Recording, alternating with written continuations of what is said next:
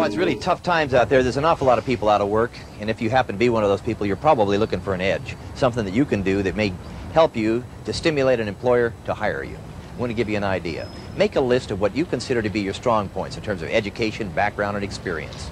Make another list of what you consider to be your weak points. Be honest, be direct about that. Make a third list about what you think an employer's looking for. Once you've got those three lists, try to make them as simple and as complete as you can. Synthesize them. Get a pal, sit down with that person, and role-play a job interview.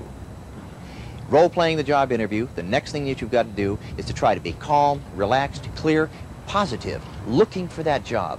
Send that message. That's a very, very important message. It may be so important that it'll overcome the fact that you don't have the experience. You don't have the particular education necessary. But send that energy. That's really the important thing. When I'm looking for a job or looking for something, a project, I think of three words: organize, fight, win. It also brings up my favorite four-letter word: do it. Good luck. This is Dr. Barry Goodfield. I want to talk about how to grow old gracefully in such a way that you don't end up in small sports cars with young girls and generally looking ridiculous. I think we'd all agree that getting old is certainly better than the alternative. What is old? Old is your parents. Old is what you feel sometimes when somebody looks at you who's young and attractive and refers to you as sir or ma'am.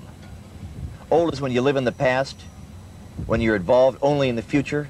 Old is when you are not living life now. Fact is, we're all going to die, and if you heard me say this, by definition, you're alive now. So I say this to you. Take the message of those people who had catastrophic illness, heart attack, something like that. Their message is simple, it's straightforward. Live life now. Live it now in such a way that you can really experience the moment. If you do, you won't have to look to the past to remember the good times. They'll be right here and right now. This is Dr. Barry Goodfield.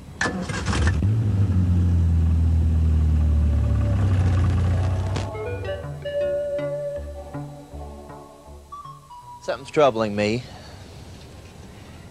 as an adult, as a father, as somebody who travels around a lot. I'm disturbed by the way I see people relating, the violence, the aggression towards one another. People involved in lawsuits for crazy reasons, people raping each other on dates, all kinds of misbehavior. What it seems to me is that there's a lack of respect for boundaries, a lack of respect in general.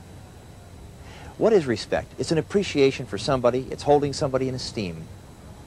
It's something that one would naturally want to do, it would seem to me. Boundaries, they're limits.